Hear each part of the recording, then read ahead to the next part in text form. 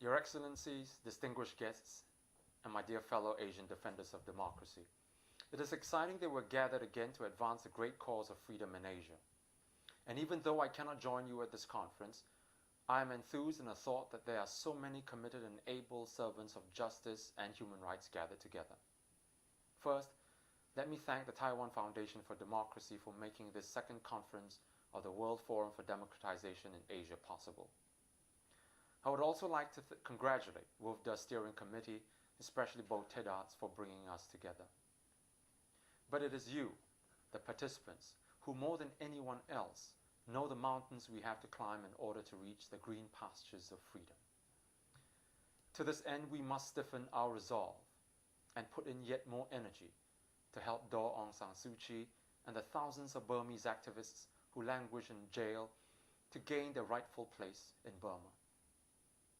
We must press on for our friends in Tibet who continue to labor under the Chinese dictatorship, for leaders like Wang Dan who cannot return to their homeland because of their democratic aspirations, for Taekwondo and other courageous Vietnamese activists locked up for nothing more than advocating democracy, for Sam Rainsy and colleagues battling the Hun Sen regime, for my friends in Malaysia who remain unwavering in the struggle for freedom there, and for the right-minded Pakistanis who steadfastly champion the democratic cause in their country. As for us in Singapore, we remain unceasing in our efforts to advance democracy here. Several of my colleagues and I have been repeatedly called up for interrogation by the police for our political activities. Chee, who many of you have worked with, and two other activists have been threatened with arrest and made bankrupt for conducting a silent protest in Singapore in 2005. I had just served a prison sentence for attempting to leave Singapore to attend the General Assembly of the World Movement for Democracy 2 years ago. I face 7 other charges for speaking in public and have already been in prison 5 times. I have been banned from traveling out of Singapore and thus the necessity for communicating with you in this manner.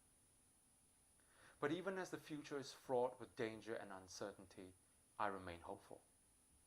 One of the reasons is because I know the flame of democracy in our hearts remain undiminished.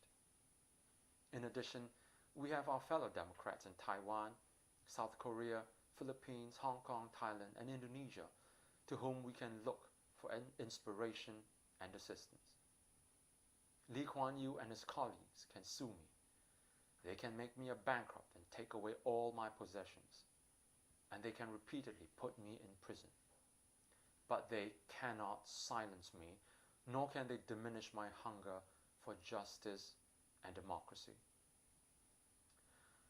I address you today not just as a Singaporean, but also as a Burmese, a Chinese, Vietnamese, and anyone who is laboring under the rock of oppression and toiling under the whip of injustice.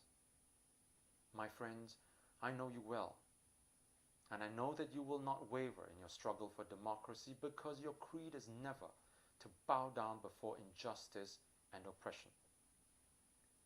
Even though I cannot be with you in person, I stand with you in solidarity and with pride, and I pledge to you my commitment to continue the work of democracy. And so, my friends, let us march on with pride and with urgency, for justice and freedom beckon. Only when the vision of freedom and democracy is realized will Asia, in the words of my good friend Martin Lee, cease to be merely a large continent, but become a truly great one. I wish you a most productive and action-oriented meeting. Thank you, and God bless.